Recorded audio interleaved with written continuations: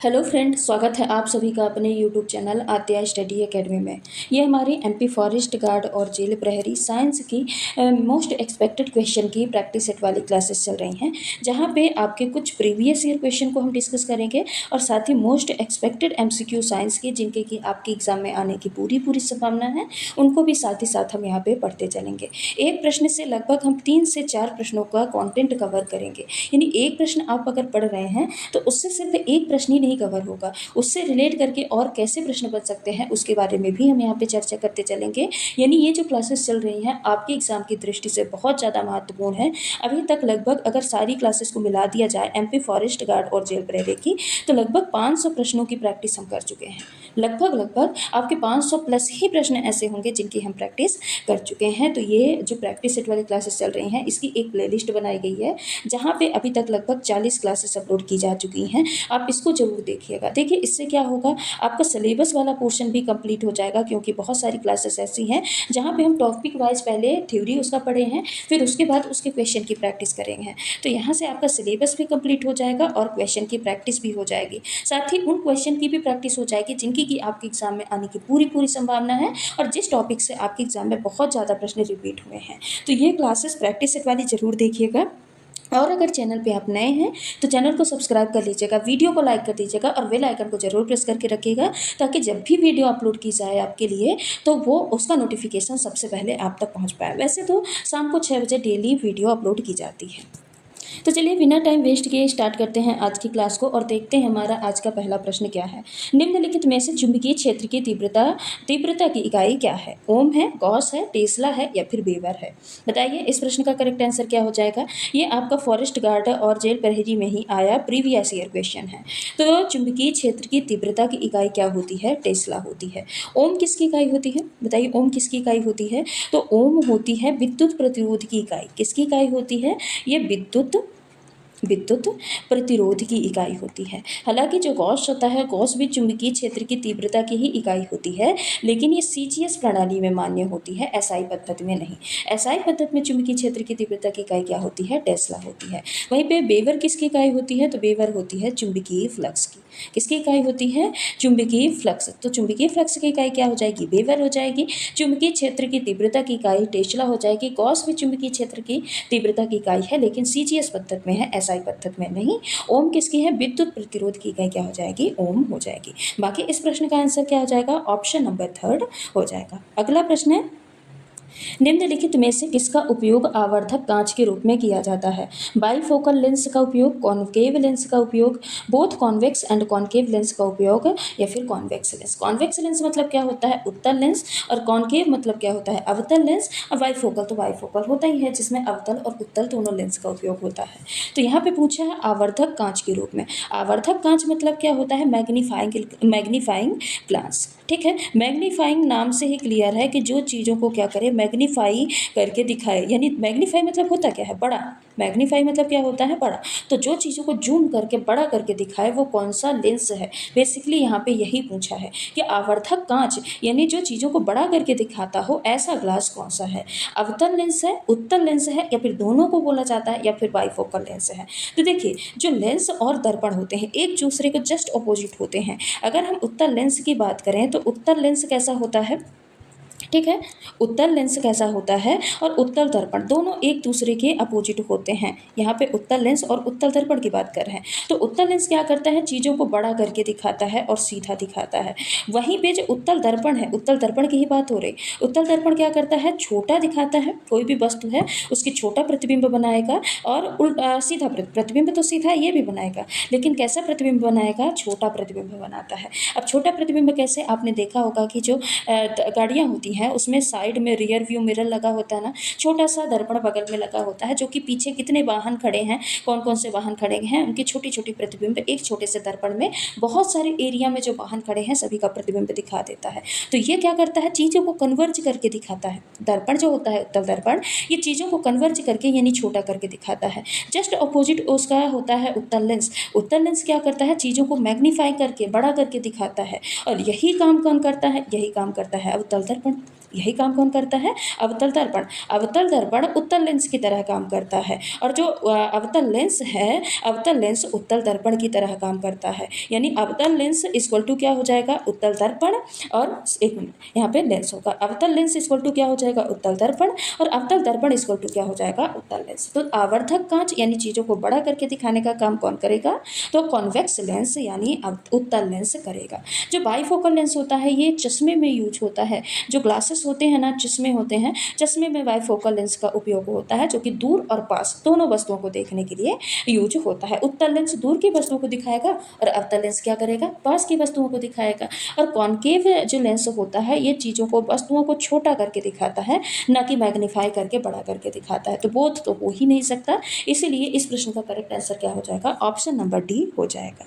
अगला प्रश्न है, एक मजबूत संयोजी ऊतक और एक मजबूत प्रतिरक्षा प्रणाली के लिए निम्नलिखित में से कौन सा पोषक तत्व आवश्यक है? फाइबर, विटामिन के, विटामिन सी या फिर फ्लोराइड। देखिए यहाँ पे ध्यान से देखिएगा, क्या बोला है? मजबूत संयोजी ऊतक और मजबूत प्रतिरक्षा प्रणाली। आपको हालांकि प्रतिरक्षा प्रणाली से ही ये थोड़ा थोड़ा क्लियर हो गया होगा, क्योंकि फाइबर तो प्रतिरक्षा इम्यूनिटी सिस्टम प्रोवाइड करता नहीं है। विटामिन की भी ये ब्लड क्लॉट में जरूरी होता है, जो रक्त का थक्का होता है ब्लड क्लॉटिंग के लिए रिस्पॉन्सिबल होता है, लेकिन प्रतिरक्षा प्रणाली के लिए नहीं। फ्लोराइड तो बिल्कुल भी प्रतिरक्षा प्रणाली से रिलेटेड नहीं है। तो यहाँ पे करेक्ट आंसर क्या हो जाएगा? ऑप्शन नंबर सी यानी विटामिन सी। विटामिन सी क्या करता है? इम्यूनिटी भी प्रदान करता है। सारे सिट्रस फलों में विटामिन सी पाया जाता है, ठीक है। ये क्या होता है? सारे जितने भी खट्टे फल होते हैं वहाँ पे विटामिन सी पाया जाता है। जितने भी नींबू वर्ग के पौधे होते हैं सभी में विटामिन सी पाया जाता है। ये इम्यूनिटी को बूस्ट करने का काम करता है। बोलते हैं ना, आंवला खाओ इम्यूनिटी बढ़ेगी। तो जितने भी विटामिन सी वाले पदार्थ होते हैं सारे क्या करेंगे? इम्यूनिटी को बढ़ाएंगे, इम्यूनिटी को बूस्ट करने का काम करते हैं। अब संयोजी ऊतक, ये मजबूत संयोजी ऊतक होता है। मजबूत संयोजी ऊतक से मतलब क्या समझते हैं? कि जो विटामिन सी होता है ना, इसमें एक प्रोटीन पाया जाता है जिसको हम क्या बोलते हैं? कोलेजन। क्या बोला जाता है? कोलेजन। अब क्योंकि विटामिन सी कोलेजन के निर्माण के लिए जरूरी होता है, तो ये कोलेजन क्या करता है? ये पेशियों को, यानी जो ऊतक होते हैं संयोजी ऊतक को, टिश्यू को बनाने का काम करता है। और इसको कोलेजन का निर्माण कौन करता है? विटामिन सी करता है। कोलेजन का निर्माण कौन करता है? विटामिन सी करता है। और विटामिन के क्या करता है? ब्लड क्लॉटिंग करता है। विटामिन सी का एक और काम होता है प्रतिरक्षा प्रणाली यानी इम्यूनिटी सिस्टम प्रोवाइड करना और संक्रमण से लड़ने में मदद करना। देखिए जो फाइबर होता है, फाइबर पाचन के लिए जिम्मेदार होता है। फाइबर डाइजेशन के लिए, जितने भी रेशेदार फूड होते हैं जिनमें फाइबर प्रेजेंट होता है वो अच्छे से डाइजेस्ट होते हैं, डाइजेशन के लिए जिम्मेदार होता है। लेकिन ये संयोजी ऊतक को मजबूत बनाना या फिर प्रतिरक्षा प्रणाली स्ट्रॉन्ग करना, ये इसका काम नहीं है। विटामिन के हम पहले भी बात कर चुके हैं। फ्लोराइड जो होता है दांतों और हड्डियों के लिए उपयोगी होता है। तो ये किसके लिए उपयोगी होता है? जो हमारे टीथ होते हैं और जो बोन्स होती हैं उनके लिए उपयोगी होता है, लेकिन ये प्रतिरक्षा प्रणाली या संयोजी ऊतक के लिए जिम्मेदार नहीं है। इसीलिए इस प्रश्न का करेक्ट आंसर क्या हो जाएगा? ऑप्शन नंबर सी हो जाएगा। अगला प्रश्न है, निम्नलिखित में से कॉपर का अयस्क कौन सा है? लिमोनाइट, कैलेमाइन, मैग्नेसाइट या फिर मैलाकाइट। बताइए इसमें से कॉपर का अयस्क कौन सा है? तो देखिए जो लिमोनाइट होता है ये किसका अयस्क है? आयरन का या फिर लोहे का अयस्क होता है। कैलेमाइन अयस्क होता है जिंक का। किसका अयस्क होता है? जिंक का और या फिर अयस्क होता है। मैग्नेसाइट ये मैग्नीशियम का अयस्क होता है। मैलाकाइट किसका अयस्क होता है? कॉपर का अयस्क होता है। मैलासाइट किसका अयस्क है? कॉपर का अयस्क है। और इसका फॉर्मूला क्या होता है?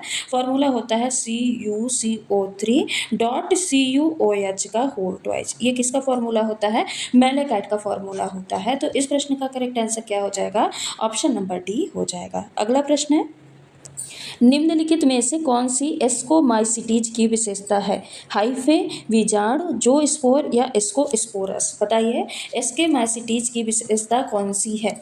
तो जो हाइफी होता है ना, ये लगभग सभी फफूंद में पाया जाता है। जितने भी फंगस होते हैं सभी में ये हाइफी पाया जाता है। स्पोर्स ये कॉमन सा शब्द है जो कि सभी प्रकार के फफूंद में स्पोर्स मिलते हैं। जो स्पोर्स जो होते हैं ये दूसरे वर्ग में पाए जाते हैं, लेकिन वो स्पोर, यहाँ पे जो स्पोर होगा जो स्पोर जो होते हैं ये दूसरे वर्ग में पाए जाते हैं, लेकिन जो एस्को स्पोर्स होते हैं, जो ये एस्केमाइसिटीज फफूंद का ही एक वर्ग है और इसकी मुख्य विशेषता ये है कि ये एस्को स्पोर्स का निर्माण करते हैं। एस्को स्पोर्स यानी एक विशेष प्रकार के बीजाणु का निर्माण करते हैं और ये जो बीजाणु होते हैं ना एक विशेष थैलेनुमा संरचना में एस्कस के अंदर पाए जाते हैं। इस थैले को क्या बोला जाता है? एस्कस बोला जाता है। ठीक है, तो यहाँ पे प्रश्न में पूछा ही है कि कौन सी एस्केमाइसिटीज की एक विशेषता है, तो आपको ये ध्यान रखना जो हाइफे है हर एक फंगस में प्रेजेंट होता है, लगभग सभी फंगस में। और स्पोर्स ये तो कॉमन सा एक सभी प्रकार के फफूंद में स्पोर्स तो मिलते ही हैं। जो स्पोर्स ये दूसरे वर्ग की ही बात की गई है, लेकिन जो एस्कोस्पोर है ये एस्केमाइसिटीज की ही एक विशेषता है कि वो एस्कोस्पोर का निर्माण करते हैं। और ये जो बीजाणु होते हैं एस्कोस्पोर ना, ये एक एस्कस थैलेनुमा एक संरचना होती है जिसको एस्कस बोला जाता है, इसके अंदर प्रेजेंट होते हैं। ठीक है, तो इस प्रश्न का करेक्ट आंसर क्या हो जाएगा? ऑप्शन नंबर डी हो जाएगा। अगला प्रश्न है, हड्डियों की उल्लेखनीय कठोरता को जिम्मेदार ठहराया जाता है अकार्बनिक हाइड्रोक्सी, यहाँ पे एपेटाइट्स होगा।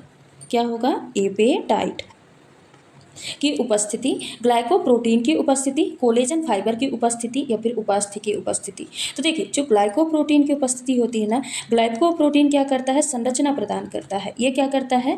ग्लाइकोप्रोटीन संरचना में मदद करते हैं, ये कठोरता के लिए जिम्मेदार नहीं होते। कोलेजन फाइबर की उपस्थिति, कोलेजन फाइबर क्या करता है? हड्डियों को फ्लेक्सिबल बनाने का काम करता है। क्या करता है? हड्डियों को फ्लेक्सिबल बनाने का काम करता है, लचीलापन देता है, कठोरता नहीं देता। उपास्थि ये खुद ही एक सॉफ्ट टिश्यू होती है। जो उपास्थि होती है ये क्या होती है? एक सॉफ्ट टिश्यू होती है। अब जब ये सॉफ्ट टिश्यू होती है तो ये हड्डियों को कठोरता तो नहीं देगा। तो जो अकार्बनिक हाइड्रोक्सी एपेटाइट्स होते हैं ना, ये क्या करते हैं? बोन को कठोर बनाते हैं। जो हाइड्रोक्सी एपेटाइट्स होते हैं ये मेनली क्या होते हैं? ये होते हैं कैल्शियम फॉस्फेट क्रिस्टल। क्या होते हैं? कैल्शियम फॉस्फेट के क्रिस्टल होते हैं। ठीक है, कैल्शियम फॉस्फेट के क्रिस्टल्स होते हैं। तो ये क्या करते हैं? हड्डियों को मजबूत बनाते हैं। ये एक प्रकार के अकार्बनिक खनिज होते हैं जो कि हड्डियों को मजबूती और कठोरता प्रदान करते हैं। तो इसलिए इस प्रश्न का करेक्ट आंसर क्या हो जाएगा? ऑप्शन नंबर फर्स्ट हो जाएगा। अगला प्रश्न है, पैरामीटर शब्द से संबंधित डेटा से जुड़ी एक विशेषता है। सैंपल यानी नमूना, पॉपुलेशन यानी जनसंख्या, वर्णनात्मक आंकड़े या फिर नमूनीकरण तकनीकी। जो पैरामीटर शब्द से संबंधित डेटा है उसकी विशेषता क्या है? तो देखिए जो सैंपल होते हैं, नमूना होता है ना, इससे जुड़ा मान क्या कहलाता है? इससे जुड़ा मान कहलाता है स्टैटिस्टिक। क्या कहलाता है? स्टैटिस्टिक कहलाता है, पैरामीटर नहीं कहलाता। वर्णनात्मक आंकड़े क्या होते हैं? यह एक डेटा है और डेटा को ये क्या करता है? वर्णनात्मक आंकड़े किसी डेटा को समराइज करके दिखाता है। ठीक है, ये क्या करेगा? जो भी डेटा होगा ना उसको समराइज करेगा और समराइज करके उसको दिखाएगा। कोई भी डेटा है तो वो एक डेटा को पकड़ेगा और उसको समराइज करके दिखाएगा। नमूनीकरण तकनीकी क्या होती है? तो ये डेटा को इकट्ठा करने की एक विधि है। जितने भी डेटा है तो उनको ये क्या करेगा? स्टोर करेगा, इकट्ठा करेगा, इसको बोलेंगे नमूनाकरण तकनीकी। लेकिन पॉपुलेशन, इसके लिए जो शब्द जुड़ा होता है ना, पैरामीटर वह संख्यात्मक मान होता है जो कि पूरी जनसंख्या, जितनी पॉपुलेशन होती है, जनसंख्या की किसी विशेषता को दर्शाता है। जैसे पूरी जनसंख्या का मीन बता देगा, पूरी जनसंख्या क्या क्या बता देगा? मीन यानी औसत बता देगा, विचलन बता देगा। तो ये सब क्या कहलाता है? पैरामीटर कहलाता है। समझ में आया? क्या कहलाता है? पैरामीटर। सैंपल ये स्टैटिस्टिक को बताता है, पॉपुलेशन ये पूरे जनसंख्या की किसी विशेषता को बताता है, पैरामीटर का शब्द से जुड़ा होता है। जैसे कि मीन्स बता दिया पूरी जनसंख्या का, विचलन बता दिया। वर्णनात्मक आंकड़े क्या होता है? जो भी डेटा है उसको समराइज करके दिखाना, ये वर्णनात्मक आंकड़ा होता है। नमूनाकरण क्या होता है? नमूनीकरण कोई भी डेटा है ना उसको इकट्ठे करने की विधि को क्या बोलते हैं? नमूनीकरण कहा जाता है। तो इस प्रश्न का करेक्ट आंसर क्या हो जाएगा? ऑप्शन नंबर सेकंड हो जाएगा। अगला प्रश्न है, निम्नलिखित में से लकड़ी से प्राप्त नहीं होने वाली वस्तु कौन सी है? कागज है, थर्माकोल है, मैच स्टिक्स यानी माचिस है या फिर प्लाईवुड है। ऐसी कौन सी वस्तु है जो कि लकड़ी से प्राप्त नहीं होती? ये भी आपका प्रीवियस ईयर क्वेश्चन है, ऐसे ही प्रश्न आपके एग्जाम में पूछे जाते हैं। लकड़ी से कौन सी वस्तु है जो प्राप्त नहीं होती? देखिए जो कागज होता है ना, ये लकड़ी के पल्प से यानी गूदे से प्राप्त होता है। ठीक है, तो ये तो लकड़ी से प्राप्त होता है। जो माचिस की तीली है ये भी लकड़ी से बनाई जाती है। प्लाईवुड जो पतली पतली सैसेस होती हैं लकड़ी की, वो पतली पतली परतों से मिलकर बना होता है, ये क्या कहलाता है? प्लाईवुड कहलाता है। लेकिन जो थर्माकोल है, थर्माकोल ये पॉलीस्टाइरीन यानी पेट्रोलियम उत्पादों से बनाया जाता है। ये किससे बनाया जाता है? पेट्रोलियम के उत्पादों से बनाया जाता है, ये लकड़ी से नहीं बनाया जाता। तो यही क्या हो जाएगा? इस प्रश्न का करेक्ट आंसर हो जाएगा, क्योंकि यहाँ पे यही पूछा है कि लकड़ी से प्राप्त नहीं होने वाली वस्तु कौन सी है, तो कौन सी हो जाएगी? थर्माकोल। अगला प्रश्न है, सोल और जेल उदाहरण है ठोस ठोस कोलाइड्स के। सोल ठोस द्रव कोलाइड है और जेल द्रव ठोस कोलाइड है। सोल ठोस ठोस कोलाइड है और जेल ठोस द्रव कोलाइड है। सोल एक द्रव कोलाइड है, द्रव द्रव कोलाइड है, जबकि जो जेल है ये ठोस द्रव कोलाइड है। तो बताइए इस प्रश्न का करेक्ट आंसर क्या हो जाएगा? तो इस प्रश्न का करेक्ट आंसर होगा ऑप्शन नंबर बी। जो सोल होता है ना, देखिए ध्यान से यहाँ पे नोट कर लीजिएगा इसको। जो सोल होता है इसमें सॉलिड के पार्टिकल्स लिक्विड में फैले होते हैं। जो सॉलिड पार्टिकल्स है वो किस में फैले होते हैं? लिक्विड में फैले होते हैं। तो ये क्या हो जाएगा? ये ठोस द्रव कोलाइड हो जाएगा। सॉलिड पार्टिकल्स कहाँ पे फैले होते हैं? लिक्विड में। सोल का तो सोल क्या हो जाएगा? ठोस द्रव कोलाइड हो जाएगा। जबकि जल में क्या होता है? जल में जो द्रव के यानी लिक्विड के पार्टिकल्स हैं वो सॉलिड में फैले होते हैं, ठोस माध्यम में फैले होते हैं। इसीलिए जल क्या हो जाएगा? जल द्रव ठोस कोलाइड होगा। ठीक है, जो जिसमें फैला होता है। जैसे सॉलिड के कण लिक्विड में, सा से याद रखिएगा, सा से सॉल, सा से सॉलिड। सॉलिड के कण लिक्विड में फैले होते हैं, ये सॉलिड लिक्विड ठोस द्रव कोलाइड हो जाएगा। जेल में जल जल जल कैसा होता है? लिक्विड होता है। तो लिक्विड के कण सॉलिड में फैले होते हैं, इसलिए क्या हो जाएगा? द्रव ठोस कोलाइड हो जाएगा। तो इस प्रश्न का करेक्ट आंसर क्या हो जाएगा? ऑप्शन नंबर बी हो जाएगा। अगला प्रश्न है, निम्नलिखित में से कौन सा तत्व परमाणु रिएक्टरों के निर्माण के लिए आवश्यक है? कोबाल्ट, निकिल, जिरकोनियम या फिर टंगस्टन। परमाणु रिएक्टरों के निर्माण के लिए कौन सा तत्व आवश्यक है? तो परमाणु रिएक्टर में उन्हीं तत्वों का इस्तेमाल किया जाएगा जो कि न्यूट्रॉन्स को बहुत कम अवशोषित करें। अब बताइए ऐसे कौन से तत्व हैं जो न्यूट्रॉन्स को कम अवशोषित करने का काम करते हैं? तो इसका करेक्ट आंसर क्या हो जाएगा? करेक्ट आंसर हो जाएगा ऑप्शन नंबर सी। जो जर्कोनियम होता है, जर्कोनियम का उपयोग परमाणु रिएक्टर में किया जाता है क्योंकि ये न्यूट्रॉन्स को बहुत कम अवशोषित करता है। और अगर अधिक तापमान हो जाता है, मान लीजिए हाई टेम्परेचर है, तो हाई टेम्परेचर पे भी ये कांस्टेंट बना रहता है, स्थिर बना रहता है। इसीलिए जर्कोनियम का उपयोग परमाणु रिएक्टर यानी फ्यूल राइड्स की क्लैडिंग के लिए इसका उपयोग किया जाता है। बाकी जो कोबाल्ट है ये क्या है? एलॉय है और ये मैग्नेट में उपयोग किया जाता है। कोबाल्ट किस में उपयोग किया जाता है? मैग्नेट यानी चुंबक में उपयोग किया जाता है। और ये क्या है? एक प्रकार का एलॉय है यानी मिश्र धातु होती है। निकिल, निकिल किस में यूज होता है? तो ये स्टील और अन्य मिश्र धातुओं में उपयोग होता है। तो निकिल मेनली स्टील में उपयोग होता है। टंगस्टन कहाँ पे उपयोग होता है? तो टंगस्टन में ये हाई टेम्परेचर को सहता है, इसीलिए इसको इस जो फिलामेंट होते हैं ना, जो बल्ब होते हैं ना, बल्ब के फिलामेंट में इसका उपयोग किया जाता है। कहाँ पे किया जाता है? बल्ब के फिलामेंट में टंगस्टन का प्रयोग किया जाता है, लेकिन रिएक्टर में इसका मेनली उपयोग नहीं किया जाता है। ठीक है, इसीलिए इस प्रश्न का करेक्ट आंसर क्या हो जाएगा? ऑप्शन नंबर सी हो जाएगा। अगला प्रश्न है, जब वर्षा जल का पीएच डैश डैश से कम हो जाता है तो इसे अम्लीय वर्षा कहा जाता है। 5.6, 7, 8.8 या फिर 12। देखिए अम्लीय वर्षा यहाँ पे बोला है, क्या बोला है? अम्लीय वर्षा। अब जो 7 होता है ये उदासीन होता है कि नहीं? पीएच स्केल पढ़े हैं? यहाँ पे क्या हो जाएगा? उदासीन। पीएच स्केल कितना होती है? 0 से लेकर 14 तक होती है कि नहीं? या फिर बोल सकते हैं 1 से 14 तक पीएच स्केल होती है, जिसमें जो 7 होता है ये ना अम्लीय होता है ना ये क्षारीय होता है। ये कैसा होता है? उदासीन होता है। अब इधर से 7 से आप इधर चलते जाइए, 6 में जाइए, 5 में जाइए, 4 में जाइए, 3 में जाइए, 2 में जाइए, 1 में। तो इधर क्या होती है? अम्लीयता बढ़ती जाती है। जितनी ही वैल्यू कम होगी अम्लीयता बढ़ती जाएगी। ऐसे ही 8, 9, 10, 11, 12, 13, 14 ऐसे जाते जाइए तो इधर क्या होगी? क्षारीयता बढ़ती जाती है। इधर क्या होती है? जैसे ही वैल्यू बढ़ती जाएगी तो क्षारीयता बढ़ती जाती है। वैल्यू घटेगी तो अम्लीयता बढ़ेगी और वैल्यू बढ़ेगी 7 से ज़्यादा तो क्षारीयता बढ़ेगी। लेकिन 7 क्या होता है? उदासीन। तो यहाँ पे अम्लीय वर्षा मतलब क्या होगी? कि 7 से तो कम ही हो। जब 7 से कम होगी वैल्यू तभी वो अम्लीय कहलाएगी। ठीक है, लेकिन यहाँ पे देखिए 8.8 और 12 ये कैसे बता रहे हैं? ये क्षारीयता को बता रहे हैं। किसको बता रहे हैं? क्षारीयता को। तो यहाँ पे तो आप बिल्कुल आंख बंद करके इस प्रश्न का करेक्ट आंसर लगा सकते हैं कि option number first correct answer हो जाएगा। देखिए अगर ऐसे ऑप्शन दिए हैं ना तो आप सबसे पहले एलिमिनेट करिए कि 7 तो उदासीन ही हो जाएगा, 8.8, 8.8 और या फिर 12 ये तो क्या है? क्षारीयता को बता रहे हैं। 7 से ऊपर है मतलब क्षारीय है। तो यहाँ पे क्या है? 5.6 ही एक ऐसा ऑप्शन है जो कि अम्लीय है। अब देख लीजिए कुछ चीज़ें और, जो नॉर्मल वर्षा होते हैं ना, जो सामान्य वर्षा होते हैं उसका पीएच, वर्षा जल का पीएच कितना होता है? 5.6 हो जाता है। ठीक है, 5.6 होता है। अब ये जो होता है वो हल्का अम्लीय होता है और हल्का अम्लीय किसके कारण होता है? CO2 की प्रेजेंस के कारण होता है। लेकिन जब वर्षा जल का पीएच 5.6 से ही भी कम हो जाता है तब उसे क्या बोला जाता है? अम्लीय वर्षा या एसिड रेन कहा जाता है। ठीक है, इसलिए इस प्रश्न का करेक्ट आंसर क्या हो जाएगा? ऑप्शन नंबर फर्स्ट हो जाएगा। अगला प्रश्न है, किस तत्व का रासायनिक प्रतीक एम है? अमेरिसियम या फिर एक्टीनियम, ऑर्गन या फिर एस्टाटीन। एम किस तत्व का रासायनिक प्रतीक होता है? तो जो अमेरिसियम है इसका रासायनिक प्रतीक क्या होता है? एम होता है। तो इस प्रश्न का करेक्ट आंसर तो क्या हो जाएगा? ऑप्शन नंबर फर्स्ट हो जाएगा।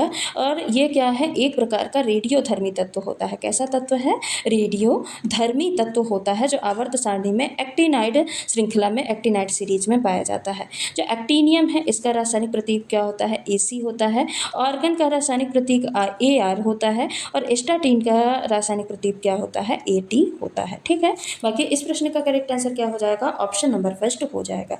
अगला प्रश्न है, एपिस फ्लोरी एक प्रकार का डैट डैश है, फूल है, मुर्गी है, मधुमक्खी है या फिर गाय है? बताइए एपिस फ्लोरा क्या होता है? एपिस फ्लोरी एक प्रकार की मधुमक्खी है। क्या है? मधुमक्खी है, जिसे आमतौर पर ड्वार्फ हनी बी कहा जाता है। ड्वार्फ हनी बी मतलब क्या होती है? छोटी मधुमक्खी। ड्वार्फ हनी भी मतलब क्या होता है? छोटी मधुमक्खी कहा जाता है। ठीक है, अब ये शहद बनाने वाली मधुमक्खियाँ होती हैं। जो छोटी मधुमक्खी होती है ना, ड्वार्फ हनी भी होती है, ये शहद बनाने वाली मधुमक्खी की एक प्रजाति होती है। बाकी देखिए यहाँ पे ये जो फूल होता है ये तो एक प्रकार का पौधा ही है, मुर्गी एक प्रकार के पक्षी है, गाय क्या है? एक स्तनधारी जानवर है। यहाँ पे एपिस फ्लोरी की बात की है, तो इस प्रश्न का करेक्ट आंसर क्या हो जाएगा? ऑप्शन नंबर सी हो जाएगा। अगला प्रश्न है, निम्नलिखित में से किस अन्योन्य क्रिया में आमतौर पर एक छोटे आकार का जीव शामिल होता है जो किसी अन्य जीवित प्रजाति में रहता है, जिसे परपोषी कहा जाता है, जिसे वह अपना पोषण और अक्सर आश्रय प्राप्त करता है? सहभोजिता, परजीविता, सहपरोपकारिता या फिर शिकार।